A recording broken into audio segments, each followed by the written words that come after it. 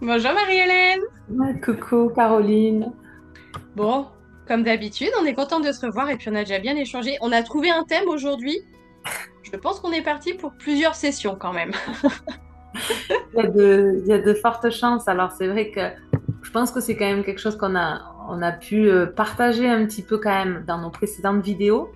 Mais là, c'est vraiment mettre le focus sur l'idée que en fait, la naissance, c'est pas l'aboutissement, mais plutôt le début d'une nouvelle vie et l'apprentissage qu'on fait sur ce chemin-là pour vivre une naissance qui nous correspond. C'est vraiment des compétences qu'on acquiert pour le reste de notre vie. Et c'est pour ça que nous, on n'est pas là pour vous partager des outils miracles qui vont vous permettre de vivre les contractions sereinement, même si ça en fait partie, bien sûr. Mais c'est pas la seule chose. C'est plutôt le chemin initiatique et le passage initiatique que ça correspond. Et voilà, en quoi ça nous aide pour notre vie de mère et de femme Mm, après la naissance. exactement. Parce que c'est vrai qu'on a tendance à imaginer qu'en fait, l'accouchement, c'est la ligne d'arrivée. C'est j'ai tout donné, je me suis formée, j'ai réussi, c'est fini. Mais en fait, non, c'est que le début. Parce qu'après, tout change en fait. Et puis, on l'a déjà entendu, justement, ce côté initiatique, c'est ça, un passage initiatique, c'est vraiment quelque chose qui va tout transformer, en Mm. fait. Et c'est ça qui est formidable. Au final, si je devais résumer, euh, gérer les contractions, parce que généralement, quand on parle d'accouchement physiologique et tout ça, on se fait tout un monde et on met la contraction au centre de tout et il n'y a que ça. En fait, c'est presque, j'ai envie de te dire, peanut, quoi. Une fois que tu as compris tout ce qui se passe, une fois que tu as mis tout en place, et c'est pas ça que tu vas garder en tête une fois que l'accouchement, il est passé. Mm. Donc, voilà, vraiment pour sortir de ça, il y a que la contraction, la douleur, et puis une fois que ça y est, c'est passé. Parce qu'en fait, je pense que c'est pour ça que peut-être on se dit que l'accouchement, c'est la finalité, c'est parce que c'est la fin des contractions, c'est la fin de aïe aïe aïe, ça pique, j'ai mal et machin. Mais en fait, non, il y a tellement, tellement de choses à voir. Et effectivement, les compétences que l'on va acquérir, moi, je sais que j'aime bien accompagner les femmes sur certaines compétences telles que la patience. Mm. C'est important, la patience, on a besoin pour toute ta vie. Parce que une fois que bébé est là, il va falloir tourner de la patience pour comprendre pourquoi il pleure, pour attendre qu'il s'apaise et puis vivre sur un autre rythme, vivre sur le rythme juste avant justement de la grossesse, de l'accouchement, la confiance en soi. Mais une fois que t'as acquis assez de confiance en toi pour t'offrir cet accouchement naturel, cette confiance, elle est là pour toujours. C'est vraiment une source sur laquelle tu vas venir t'appuyer, te poser. Donc, il y a vraiment, voilà, un avant et un après, après l'accouchement, effectivement. C'est que le début de la grande Et je- aventure. Ouais, c'est ça. Et je rajoute quand même le lâcher prise qui est une grosse partie.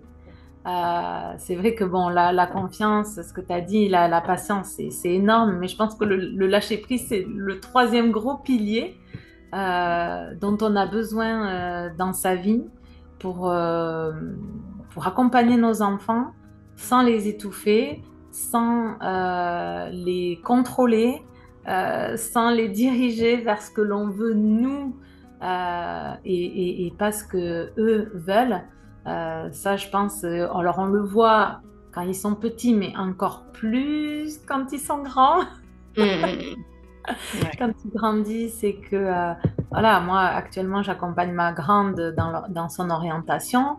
Voilà, j'essaye de faire hyper attention, de ne pas lui transmettre, moi, ce que je veux pour elle, mais qu'elle puisse justement choisir en conscience ce qu'elle veut, elle.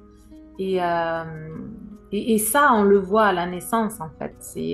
On, on va prendre un exemple, mais par exemple, voilà, quand on décide que notre enfant, il doit naître à telle date parce que le terme est arrivé sans aucune autre problématique, parce qu'il peut y avoir des problèmes, là c'est autre chose, mais quand il n'y a pas de problématique, ben voilà, on force notre enfant à venir ce jour-là alors que lui, il n'a pas envie. Mais voilà, c'est le début. C'est le C'est début. ça, mais c'est exactement ça, prendre conscience que c'est lui qui va décider pour sa vie. Effectivement, c'est lui qui va décider de quand il a décidé de venir. C'est lui qui va ouvrir la porte.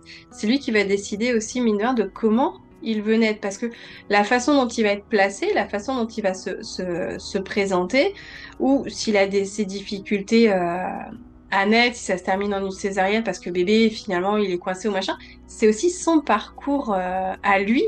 Et c'est Mm. important de le prendre en compte parce qu'effectivement, ils nous appartiennent pas, tous ces enfants. Ils Mm. passent à travers nous. Et ça, en tant que maman, enfin, moi, je suis en plein dedans, tu sais, le côté fusionnel et machin.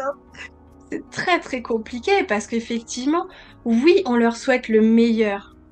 Mais ce que nous, on a l'impression qui est le meilleur pour nous, c'est pas leur meilleur à eux. Et Mm. ça, c'est super compliqué en fait à comprendre, à mettre en place. Et effectivement, ce côté de ouais, ça m'appartient pas, je prends de la distance, c'est compliqué.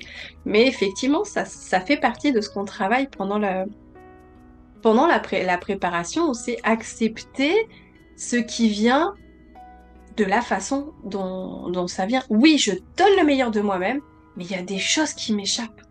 Mm. Il y a des choses que je peux pas contrôler. Ça, waouh, c'est Et on c'est voit pas bien facile. que la médecine, elle veut tout contrôler et pour certaines choses, c'est indispensable et du coup, on est bien content d'avoir ça. Mais c'est vrai que faire ce travail avant de faire confiance, de lâcher prise, la patience, tant qu'il n'y a pas de problème vraiment qui met en danger ni la maman ni le bébé, je trouve que c'est un beau cadeau justement à s'offrir pour la suite. Et même si c'est pas un passage obligé, en fonction de comment on vit la naissance, le postpartum immédiat, bien sûr, il va en être impacté Mm. de quelque manière que ce soit, hein, que ça soit de manière physique, euh, voilà, en fonction de ce qu'on a pu subir comme intervention, ou que ça soit au niveau psychologique et émotionnel, avec la manière dont on a vécu la naissance. C'est pour ça que c'est important de pouvoir s'offrir un maximum de chances pour le vivre comme nous, on a envie, en fait. Euh, et voilà, c'est en ça que c'est vraiment quelque chose de très important, ce passage et tout ce cheminement qu'on fait pendant la grossesse, justement, pour vraiment se préparer à devenir parent. Parce que c'est ça, on parle de préparation à la naissance et à la parentalité. C'est vraiment ça. C'est la naissance, l'enfantement comme le début de notre vie de parent. Alors même si on est déjà parent d'ailleurs, parce que on est parents différemment avec nos enfants. Et c'est une nouvelle vie qu'on accompagne. Ouais. Mais oui, ouais. Et, et ça, tu vois, pour moi, on entend beaucoup parler de parentalité. Alors, c'est en train de changer, justement. Parentalité bienveillante, parentalité consciente et machin. Mais la base, effectivement, c'est celle-ci, c'est que si tu es conscient de qui tu es, de tes fonctionnements, si tu es conscient de ton bébé, tu vas pas porter le même regard, en fait, tout simplement. Et tout ce cheminement de la naissance, c'est ça, c'est aussi renaître à soi-même. Et puis, identifier quelles sont tes valeurs, qu'est-ce que tu as envie de transmettre justement à ton bébé. Et tout ça, ça ne tombe pas dessus du jour au lendemain. Donc, c'est en ça aussi cette base d'une nouvelle parentalité, c'est que si tu fais rien du tout, si tu te prépares pas et tu dis bon, je verrai bien, il y a de fortes chances pour que soit tu reproduises exactement la parentalité que tu as connue, toi en tant qu'enfant, ou alors au contraire tu dis ah moi c'était pourri, je veux pas ça, tu vas faire exactement l'inverse. Mm. Alors qu'il y a plein de nuances entre les deux. Et voilà, c'est tout un cheminement à faire, cette ouverture de conscience, de poser tes valeurs. Et puis, un autre truc aussi, tant que j'y pense, après je te relaisse aussi la parole, quand on chemine vers un accouchement naturel, il y a un truc sur lequel on revient forcément, c'est tes ressentis. tes Mhm. ressentis qui soient émotionnels, mais aussi tes ressentis physiques, parce qu'il va falloir, enfin, va falloir, tu auras besoin de bouger en fonction de la douleur. Et une fois que tu t'es enfin reconnecté à ton corps, c'est pareil, j'ai envie de dire, c'est acquis pour, peut-être pas pour toujours, mais au moins pour très longtemps. Parce que si tu es conscient de ton corps et de comment il fonctionne, déjà, tu vas plus forcément manger de la même façon. Tu vas Mhm. peut-être te dire, bon, ouais, là, je vais peut-être arrêter de manger ces cochonneries parce que je sais que c'est pas bon. Tu vas sentir que du coup, ah tiens, quand je mange ça, ah bah, je suis comme ça. Après, je suis fatiguée, j'ai mal au ventre, j'ai mal à la tête. Donc, tu vois, c'est cette conscience de ton corps que tu as prise pendant le chemin jusqu'à l'accouchement, ça continue. Et forcément, ça entraîne des changements qui vont se répercuter et des changements bien souvent positifs quand même. Mhm. Et du coup, ça me fait penser à l'écoute de soi, ce que tu partages comme un autre pilier que tu as évoqué là au tout début, qu'on a évoqué au tout début. L'écoute de soi, quand on devient maman, c'est aussi quelque chose de très important pour pas se perdre au niveau de la maternité, au niveau du couple, au niveau de sa vie de femme. Voilà, et ça, c'est pareil, c'est quelque chose qu'on développe justement pendant la grossesse, comme tu Mm. disais, et justement pouvoir euh, c'est, on le voit, il y a très peu de personnes qui sont dans leur corps, dans leur ressenti. On est très souvent dans la tête, en fait. Tout le Mm. temps dans la tête. Et pour la naissance, il faut complètement oublier ça. Donc, tout ce qu'on apprend sur revenir au corps, l'écoute de soi pendant la grossesse, qu'on a besoin pour la naissance, mais on en a besoin après aussi. Et c'est toute notre vie qui change quand on est vraiment Mm. dans, dans cette écoute, dans le fait de revenir au corps, à soi. Et ça, ouais, ça je trouve que c'est vraiment une belle compétence à acquérir, à développer. Et en fait, on l'a jamais terminé. C'est le chemin de toute une vie, je pense. Mais plus tôt on le commence, et je pense plus vite on peut avoir des résultats et on peut bénéficier en fait de tous ces effets. Voilà, ne pas s'oublier quand on est maman et savoir prendre du temps pour soi, pour pouvoir revenir et donner le meilleur aussi à ses enfants. C'est quelque chose qui est très important. Moi, quand je suis devenue maman, j'ai cru que je devais être qu'une maman et ça m'a perdue. Enfin, je me suis perdue là-dedans. Je me retrouvais pas. Enfin, il manquait quelque chose. Mon rôle de mère, c'est quelque chose de très important dans ma vie, mais je veux pas que ça soit toute ma vie parce que j'ai d'autres besoins en tant que Mm. femme. J'ai besoin de, voilà, d'avoir du temps pour moi personnellement, d'avoir du temps pour mon couple. Mais ça, si on n'en a pas conscience, c'est comme tu disais tout à l'heure, on prend le modèle par défaut qu'on a reçu et on ne se pose pas la question et on Mm. fonce. Mm. Alors que on a conscience de tout ce qui se joue et à partir de là, on choisit ce qui nous correspond. Mais oui, carrément.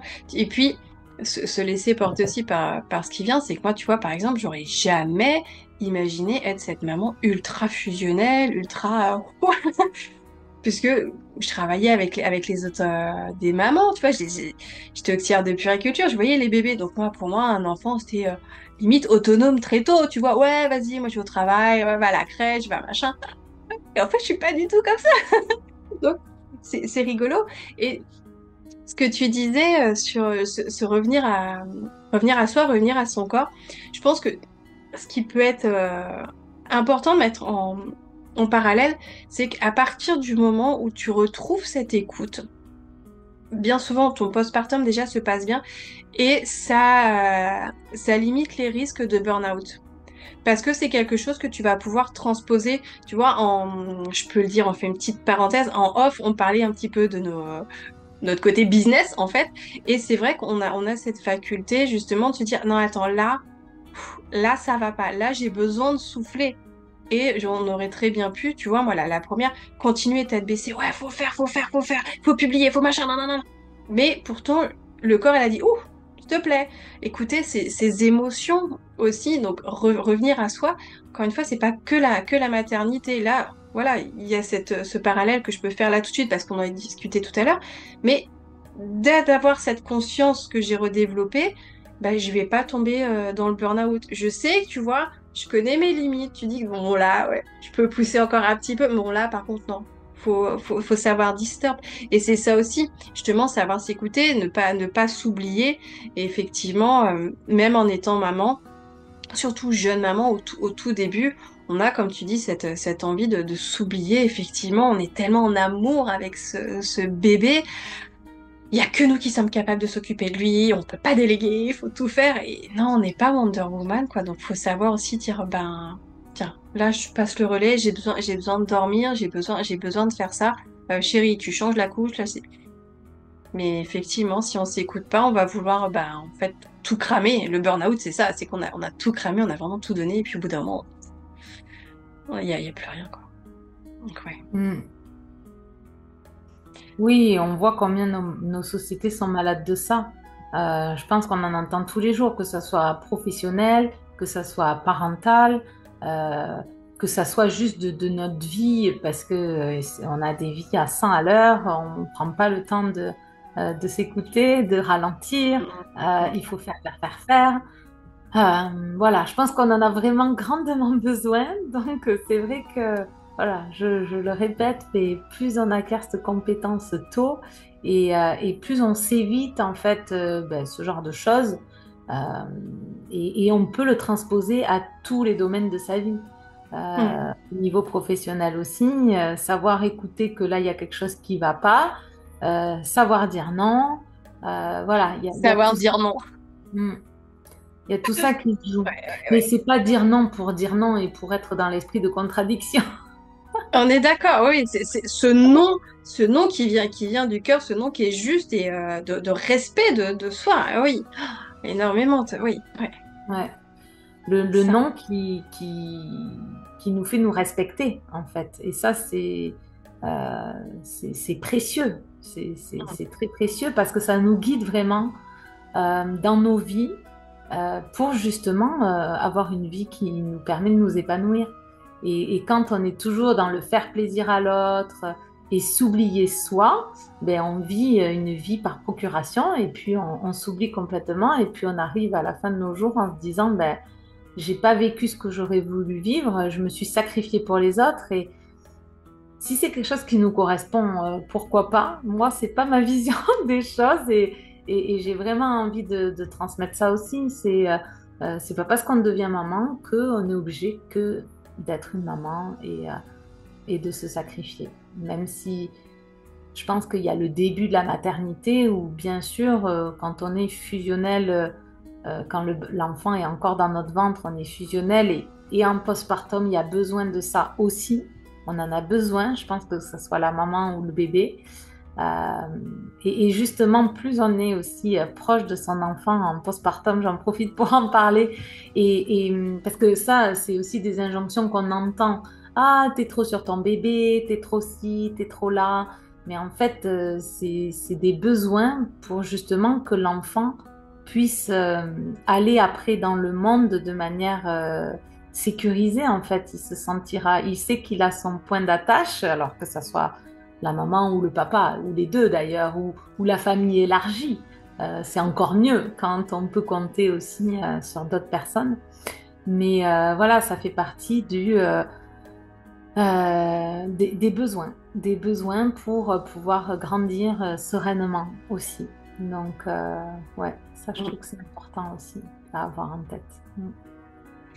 Et je me sers de ce que tu disais, la famille élargie, ça me fait penser aussi au lien et à ce côté réseau, ça aussi c'est quelque chose qui peut te servir dans toute ta vie.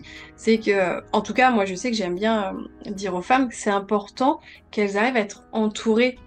Alors entourées déjà d'autres femmes pour préparer, on est toujours sur cette idée que l'accouchement c'est le début. Donc être entourée pour préparer l'accouchement par d'autres femmes pour partager sur leur vécu, leur ressenti, pour changer du coup ta vision des choses et puis être soutenu. Et ce réseau, après, il va rester et puis il va s'élargir. Donc, c'est important d'avoir créé cette base pour pouvoir, une fois que bébé est là, pouvoir, encore une fois, ce que je disais tout à l'heure, demander de l'aide, demander du soutien. Bah voilà, il y a du monde qui est là.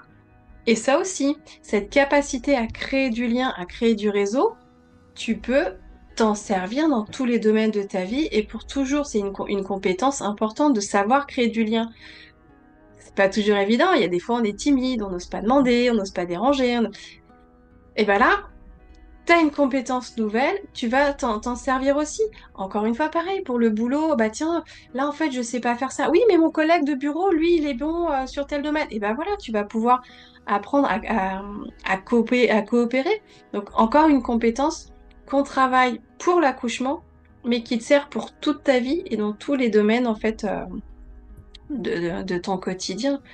Donc, il y a beaucoup de choses qu'on travaille quand même pendant une préparation à la naissance, hein. C'est ça, et on n'en a pas forcément conscience. Et ce que tu partages là, s'entourer, ça permet vraiment d'avancer beaucoup plus vite, quoi. Et, Mais oui.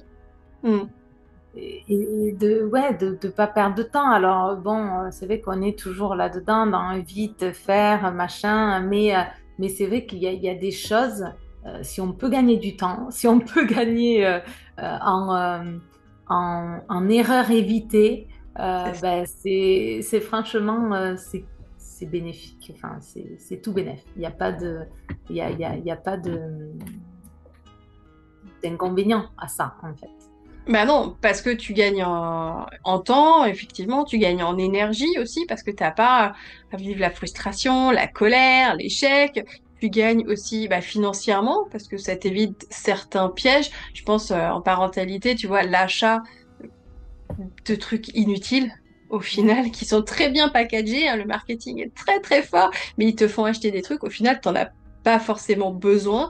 Donc bah voilà, si t'as pu avoir le retour des autres mamans, tu dis non, ça c'est bon, t'as pas besoin. Voilà, tu gagnes aussi en argent, en temps, en santé, et puis tu gagnes aussi en joie, du coup, en sérénité. C'est beaucoup plus confortable, beaucoup plus plaisant. Et puis ce côté, je suis pas toute seule. Ça, c'est super important. Je suis pas la seule à vivre ça. Je suis pas la seule à galérer sur ce sujet-là, et surtout en parentalité. Là, le réseau, il est hyper important parce que, en fait, on se rend compte quand on devient parent qu'on passe tous par les mêmes galères. Mais quand on les vit, on a l'impression qu'on est les seuls à le vivre. On a l'impression qu'on est le pire parent du monde, qu'on n'arrive pas à gérer. Et du coup, voilà, la confiance pour le coup, elle retombe bien bas dans les chaussettes, alors qu'en fait, on passe tous par les mêmes galères. Et on retrouve cette nécessité du soutien et du fait du faire ensemble. Oui, oui, oui, l'expérience des autres est vraiment très, très riche pour ça. Et moi, j'aurais vraiment aimé bénéficier de tels conseils. Alors après, on peut ne pas tout intégrer parce qu'il faut être aussi ouvert et prêt à entendre ce genre de choses. Mais c'est vrai que, voilà, comme tu disais, acheter des choses inutiles, ça, on le sait qu'avec le recul. Et on peut pas le forcément parce que la société de consommation nous fait croire qu'on est un bon parent quand on achète plein de choses pour son enfant.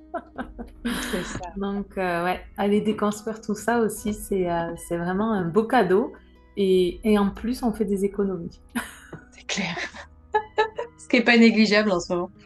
Oui, c'est ça, exactement. Il Bon, il il y a un point aussi sur lequel en off, on avait un petit peu évoqué ça. L'accouchement, c'est le début d'un changement. On va venir aussi travailler tout ce qui va être nos relations, déjà à nous-mêmes et nos relations, par exemple, avec la maman. Parce que du coup, maintenant, je suis plus que ta fille, je suis aussi une mère. Et il y a plein de choses aussi j'allais dire sur ce tapis, n'importe quoi, sur ce thème-là qui vont remonter, qui émanent. Alors après, on prend ou on prend pas en fonction de nos croyances, voilà. Mais il y a tout ce qui s'est passé dans le transgénérationnel, c'est-à-dire toutes les femmes de notre lignée avant. ben voilà, si moi je vais travailler quelque chose, je vais peut-être débloquer une problématique qui du coup n'aura pas d'incidence sur mes enfants. Je pense par exemple à des problématiques autour, par exemple, justement, peut-être de la fertilité. Peut-être qu'il y a toute une lignée où c'est compliqué d'être enceinte, c'est laborieux. Bah, si moi je le travaille, si moi j'arrive à dénouer un petit peu, pardon, le pourquoi, déjà, on prend ou on prend pas, je vais libérer ma lignée, mais surtout, je vais libérer ma descendance. Ils n'auront plus à subir ce même problème de fertilité parce que du coup, le nœud, il a été défait. Donc c'est un exemple parmi tant d'autres, mais voilà, tout ce qui peut Mm. remonter aussi de ce côté-là, de changement de posture avec la famille, avec les lignées. C'est super intéressant aussi, il y aurait beaucoup à dire.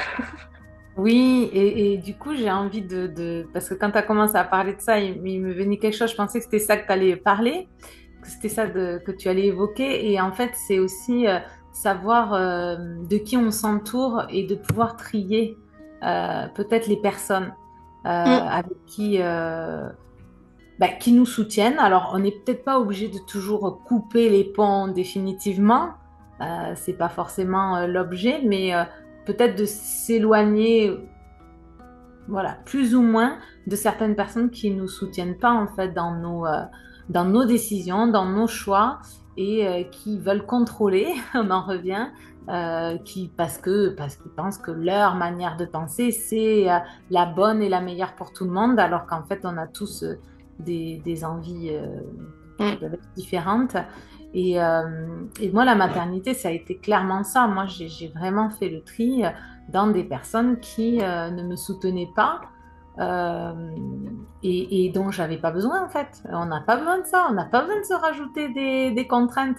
Alors, c'était pas des membres de ma famille, donc c'est sûr que c'est des fois quand c'est les membres de la famille, c'est compliqué, mais Dur. on, on peut juste dire que voilà, merci beaucoup pour tes conseils, mais en fait, ça m'aide pas forcément, donc je préfère, voilà, c'est pas forcément couper définitivement, mais voilà, je préfère avoir entendre des choses de personnes qui vont dans mon sens et qui m'aident en fait dans mes objectifs aussi. Et voilà, ça aussi, c'est comment on peut accompagner nos enfants plus tard dans leurs choix aussi. Ouais. Dans le choix et puis dans nos relations aussi à nous. Effectivement, une fois que tu l'as, une fois que tu l'as pris, c'est, voilà, tu le transposes et il y a tous ceux effectivement qui pendant l'accouchement, surtout quand tu vas commencer à parler d'accouchement naturel, d'accouchement sans péri, ah, bon bah là tu vas apprendre à fermer tes oreilles, à ne plus écouter, à sentir si c'est juste ou pas, et puis si vraiment il y a besoin, bah dire non, stop, c'est plus une relation qui me convient, et tu vas sentir un petit peu les personnes après dans ta vie de tous les jours. Ah, toi en fait, ah, t'es pas forcément ce qu'il me faut comme soutien. C'est pas forcément de toi dont j'ai besoin dans ma vie. Donc bon, bah, on va prendre des chemins différents. Et ouais, c'est en retour à ça, hein, c'est une fois que tu t'écoutes, t'arrives à sentir ce qui est bon pour toi. Quel que soit le thème abordé, une fois que tu reviens à ton corps qui te parle en permanence, à ces petits, tu sais, ces petits voyants, cette petite voix. Oh, tu devrais, c'est peut-être mieux par là. Bah, ok. Et c'est beaucoup plus fluide, il y a beaucoup plus de choses qui se mettent en place, des fois même par magie, parce que justement, t'as bien senti les choses et t'es pas allé vers le mur, mais vers le chemin libre, quoi. Mm. Alors qu'on est conditionné, on est plus que conditionné. Donc c'est pour ça que c'est vraiment tout un travail de déconstruction à faire. Parce que sous prétexte que telle personne fait partie de notre famille, telle personne fait partie de nos amis, ben, on est obligé de se sentir accablé par leurs propos, alors qu'on n'a pas du tout besoin de ça. Donc ouais, ça c'est aussi c'est très important. Ouais. Un gros aspect. Mm. Mais tu vois, je trouve ça, je trouve ça vraiment chouette cette conversation parce que on se rend pas compte de, de ce qui se joue en fait. Bien souvent, voilà, c'est l'accouchement, c'est ce temps-là, c'est les entre 3 et 48 heures que tu vas passer à accoucher. On s'imagine que c'est que ça. Alors que non, là, j'espère que c'est un peu plus clair et un peu plus conscientisé. C'est vraiment une porte, en fait. C'est vraiment une porte d'entrée. Et la façon dont tu vas entrer dans cette maternité et dans ta nouvelle vie à toi, elle peut être totalement différente, en fait, si c'est amorcé justement pendant la grossesse. On vient de voir qu'effectivement, il y a énormément de compétences, de prise de conscience, de points de vue qui vont changer. Et c'est beau quand c'est accompagné. Parce que si c'est subi, de toute façon, la vie, elle va t'amener là où tu as besoin d'aller. Donc c'est soit tu vas y aller de façon fluide, en douceur, ou alors tu vas te prendre des grosses claques, des gros murs, et là, c'est douloureux. Alors que moi, je suis persuadée qu'on peut choisir la voie douce, en se respectant, en s'écoutant. Voilà, c'est toute ta vie derrière qui est transformée. Donc, merci beaucoup pour ce thème, parce que je trouve que c'est du coup une bouffée d'optimisme, en fait, de voilà, cette ouverture du champ des possibles. Ouais, je suis bien contente qu'on ait pu partager ça. Ouais, et puis c'est vrai que c'est quand même l'essence de notre message aussi. C'est pas juste voilà, vivre une naissance naturelle pour contredire tout le monde, quoi. C'est pas ça.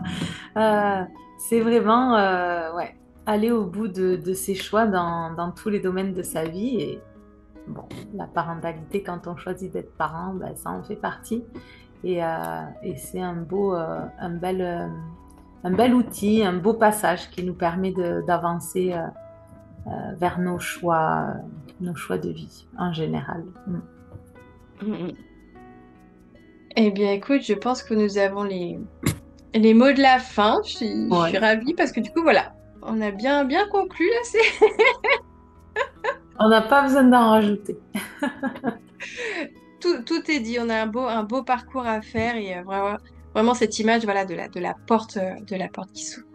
Ouais. Eh bien, je te remercie mille fois, Marie-Hélène. Je te souhaite une belle journée. Merci, toi aussi. À tous. Merci. Bonne Belle journée à journée. tous.